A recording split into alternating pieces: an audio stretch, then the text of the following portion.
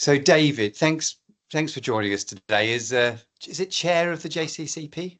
Yes, I'm chair of the JCCP. So tell us all about the news today. So we're recording this today on the 7th of August. So tell us what's been going on. Well, there we go. Well, the long-awaited government response to the Department of Health and Social Care consultation, Adrian and colleagues, was published this morning. We were briefed on this a couple of days ago, not the detail, I can assure you.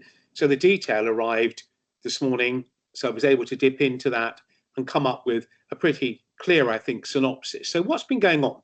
Well, first of all, you'll all remember that the last government consulted on a new scheme of licensing and regulation for non-surgical cosmetics in England. Yeah. That consultation ran in the autumn of 2023, and it's taken up until now to get the government's definitive response. It is definitive, but it still leads, Adrian, a significant number of questions that will need to be answered with regard to detail and further consultation. So what do we know? Well, I think David, I'm a little bit dumb. Okay, so go ahead. So just explain to people what the JCCP is, and and what's happened today that's so different. Okay. Well, first of all, the Joint Council for Cosmetic Practitioners is a voluntary register accredited by the Professional Standards Authority. That's a government agency. So we are formally accredited. We're a UK charity, and we set our own standards for self-regulation. We're not a regulator, Adrian, but the standards that we have were originally put in place by Health Education England, which was a government initiative, and I chaired that work. So we've been calling for many years now for regulation of the cosmetic sector. So today, the government has provided its route map and proposals for a new scheme of regulation and licensing, Adrian. So I'm going to explain what that means in practice. The Secretary of State has endorsed a new scheme of regulation for the most significantly invasive procedures as his starting point. So I'm going to quote from the Minister of Health, Karen Smith. So she's Minister of State, and Karen Smith said this. I think it's important to read it because the rest will follow when you hear this particular statement. The cosmetic industry has been plagued by a wild west of dodgy practitioners and procedures. There are countless horror stories of cosmetic cowboys causing serious catastrophic damage. Now, Adrian, they're not my words, they're not yours. We as clinicians have been accused of using such language in the past, but this is now coming from the minister. The government is taking action to protect those seeking treatments, support, and to achieve access to honest and competent practitioners, and to root out the cowboys as part of our plan for change. Here we go. This isn't about stopping people from getting treatments, Karen says. It's about preventing rogue operators from exploiting people at the expense of their safety and keeping people safe. We want to give members of the public peace of mind and reduce the cost to the NHS of fixing botched procedures.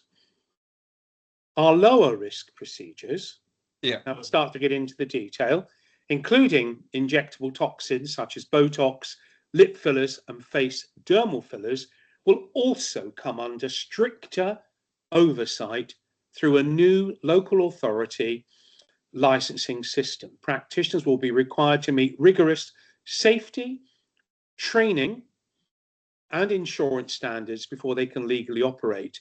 Once regulations are introduced, I should have said, practitioners who break the rules on the highest procedures will be subject to CQC enforcement and financial penalties. So what they're saying here is quite clear.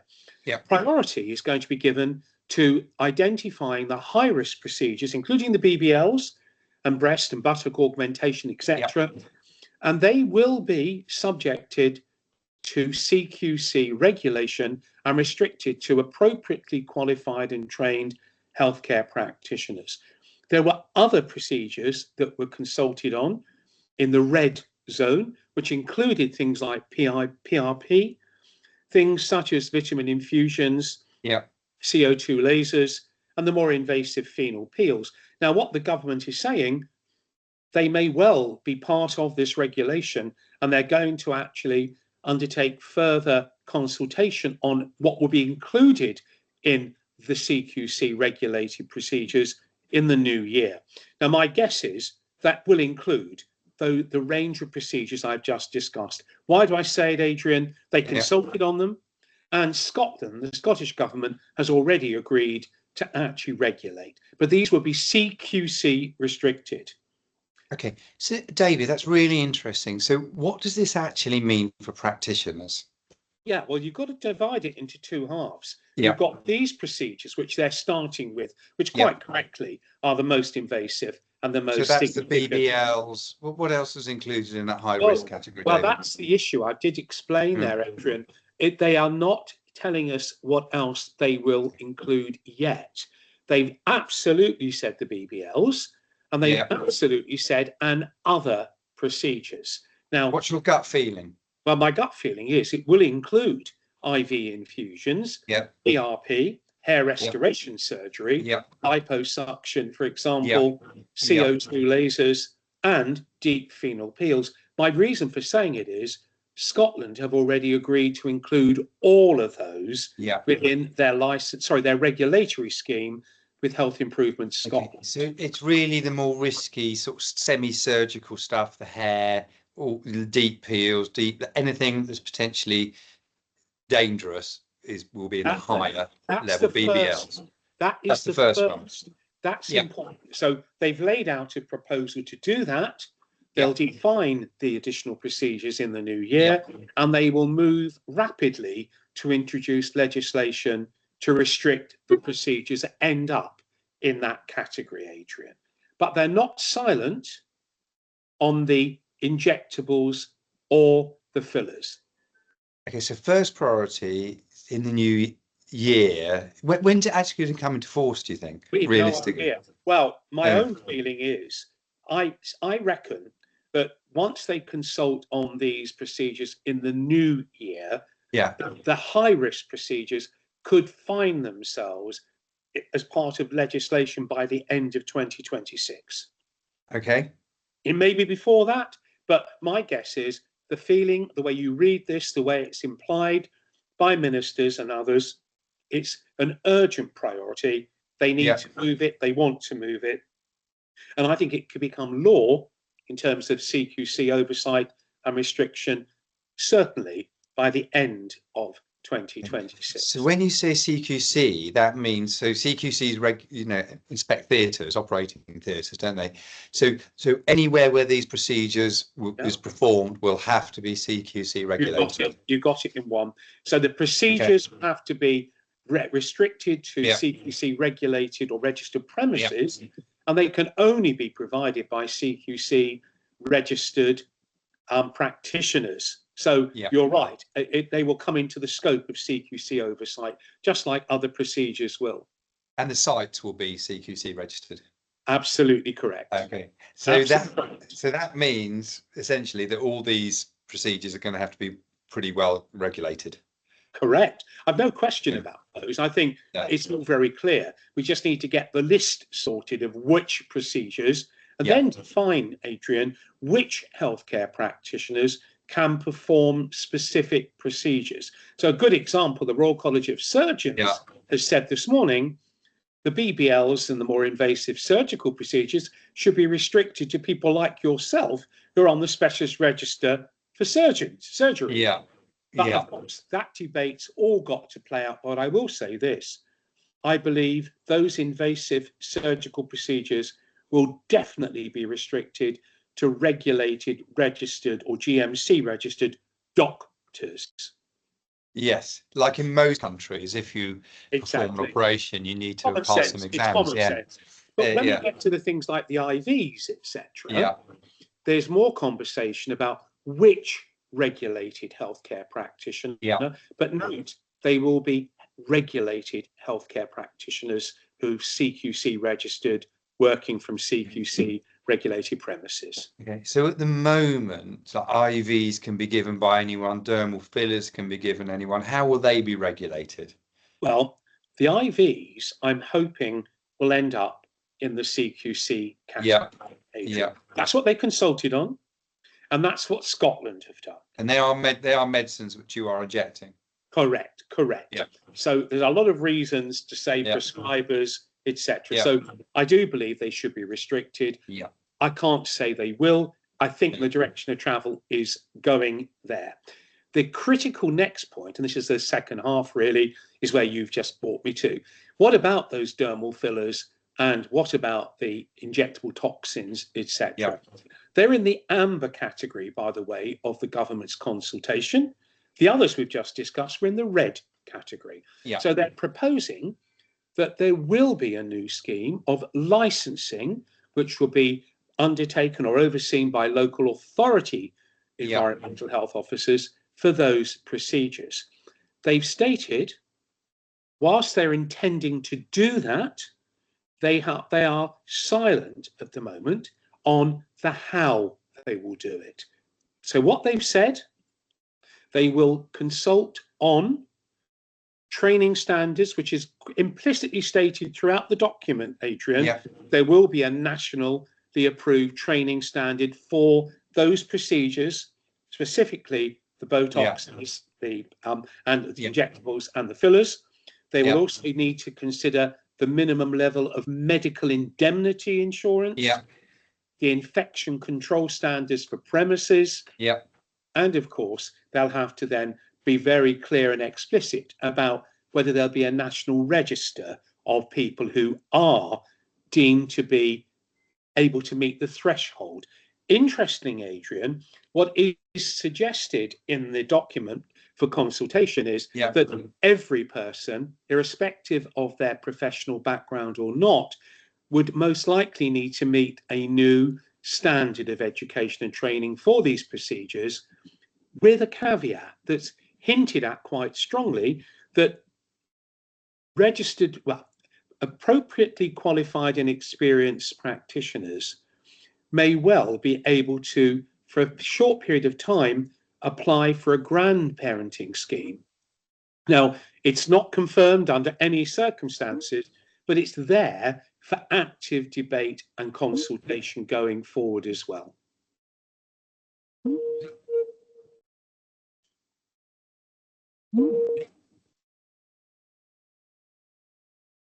Hi. Yeah. Hi. Sorry, the internet just dropped out there, David. Okay. So I was Adam, are we okay? Yeah, it's good now. If we just repeat that bit again. Yeah, so David, so just tell me a bit more about what you were saying about the regulation in the local regulation. So the amber category, which is defined by the government to include the still invasive, but not as invasive as the red procedures, include the Botox, the injectable toxins, and the dermal fillers, for example. So the plan was always to consult on a scheme of licensing for those procedures, which local government environmental health officers would oversee. That is still the government's stated intention, but they want to understand more about what a national training standard would look like. After all, you have to evidence education and training and knowledge to get a license. That's the kind of plan. What insurance levels would you need for medical indemnity? And of course, their premises standards for infection control. So all of those matters will be consulted upon going forward. Where it comes to the point of education and training, there is a clear statement about recognition of the need for a nationally agreed standard. Detail will still need to be worked out about who will do it, how it will be done, and to what standard.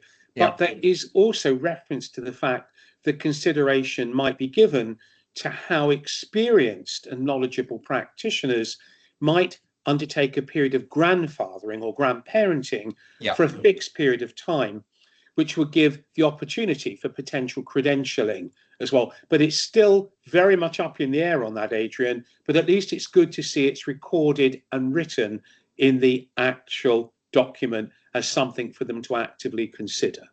Okay, that's fascinating, David. Now, I'm going to ask you questions, and quick fire questions now, and if you could answer in a quick fire way. Okay, so what is the regulation that's just come in force today, or in the yesterday? Well, there are no confirmed regulations yet, Adrian. That they But are what's proposed. They are proposed. Yeah. There's a proposed regulatory framework for the invasive procedures that they want to get off the mark very quickly, and that would mean CQC regulation of premises and persons and procedures. Okay, and why have the government done it now, David? Well, because they recognise the actual significance of patient harm and safeguarding. And for example, we've had actual fatalities, as you know. We've also had significant challenges in the recent weeks regarding botulism. So there are issues around medicines, medicine control, prescribing and oversight. But it's not now, is it, Adrian? It's actually a year late. To be fair, this was all planned for a year ago. So I have to say, the now is, yes, we've got something now, but it is overdue. So it's not, I don't think, a knee-jerk reaction. No, and if we just go over some of the things that have happened, David. So there's been recent 4 outbreaks of botulinum toxin from counterfeit or not fully, well, not normal botulinum toxin, hasn't there? Tell us a bit about what you know about that, David. Well, we know that there have been, as you say, several, and I think some of these are quantified, but we know of at least 3 quantifiable outbreaks of botulism that have appeared unexpectedly at quite large volume in A&E departments. Now, 39 patients, wasn't it? That's correct. That's correct. David, from my understanding, this was a non-medical person giving non-medical botulinum toxin, or what looks like botulinum toxin, which they bought on the dark web or somewhere illegally. So it's illegally produced botulinum toxin, which is just about the most powerful product in the world. Certainly performed by unregulated practitioners, factual. It is suggested, and I'm being very sensible because we're on a podcast, it's correct. It is suggested the products were not licensed and were obtained and in an unacceptable way. I'm not trying to be politically correct, Adrian. No. The reason is, it is the subject of an investigation by MHRA. And I know very well that it would be wrong to put that out from my perspective. But yes, it's highly likely, highly probable that the actual medicine used was not a licensed product, and that is being investigated. So normally with medicines, they are prescribed, you get them from a pharmacy, you know what they are, it's all logged. With these black market imports, which no one knows what they are, they can look like the real thing, you've got no idea what's in them. And anyone who thinks of injecting those products is really being. There's a book. Do you know that book, From Beauty to Botulism, David? I do. Yeah, and it happened in that when the plastic surgeon injected himself, his friend, and his friend's partner with that. Yeah. So just tell us what botulism is, David. Well, botulism, of course, in its own right, is a significant toxic reaction in its own right. So if you think about botulism, it's a bacteria. Let's be very clear about that. Yeah. And it's a live bacteria. Now, of course, when it's actually processed correctly as part of medicinal product manufacture, it can actually be extremely useful, as we well know, and it forms the actual formal ingredient of an actual botulinum toxin injection. But of course, if it is not mitigated, or if it's compromised in the sense of its manufacture, then it is impure. Therefore, it can actually rage through the body to cause botulinum poisoning or toxicity in its own right. So that is the critical point here. When it's manufactured correctly to national license standards, it's safe within correct dosage, administered by correct persons. When it is in raw form in its own right, or crudely manufactured, God knows how, then you are injecting a semi-lethal or potentially lethal toxin directly into somebody. And would anyone who knew what the risks do that?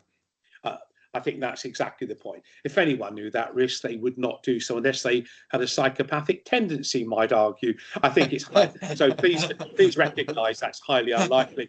I think quite genuinely, if people were educated and understood the risk, they would not even think about doing that. So to be fair, I'm not for a second saying any person who actually injected the toxins as part of the botulism issue we just discussed, I'm sure they did it for good reason, good intention, but I'm afraid they were very badly informed, and certainly in the hindsight, I'm sure they would regret having injected it. Yeah.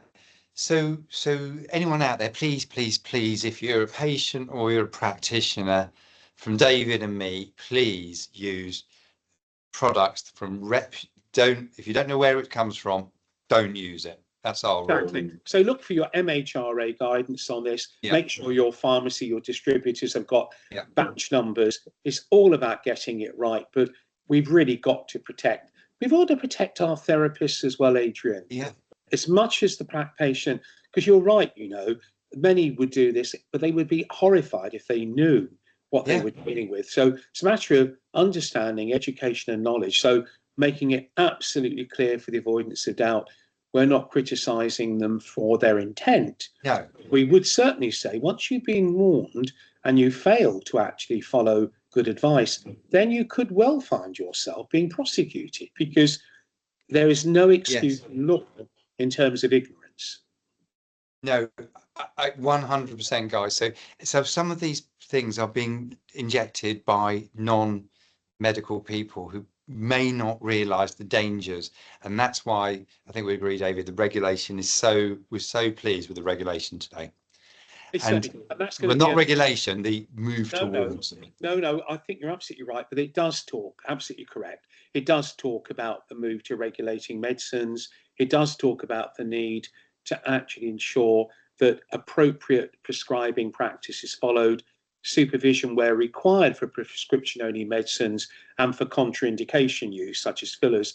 All of this is in there. It just has to be now confirmed and brought forward into what is a multi-dimensional approach to regulation and licensing, Adrian. Brilliant. Well, David, I really thank you for joining us today. Could I just, before we go, I'd just like to say a really big thank you for David. How long have you been campaigning for this, David? Well, since 2016 is when we started this, so it's now 9 years. But I started my work with the government through the Department of Health in 2014, when we started the Health Education England work. So you can add those couple of years on as well, I think. Yeah, so you've basically been campaigning for patient safety for the last 11 years. Yes, and most definitely the last 9 years, since the inception of JCCP, when we set out a very clear mandate. And that's exactly what our Articles of Association advise. It's for patient safety and public protection, Adrian. So yes. So great day, a good day for you. Good time. Good day for me, but a good day, but we're still on baby steps to make sure we get to the end with all of the details. So I'm far from complacent. I do applaud what's come, but as you said earlier, it's the first stage to a route map with the government declaring its intention now to put these measures in place. We want a time scale and we need more detail.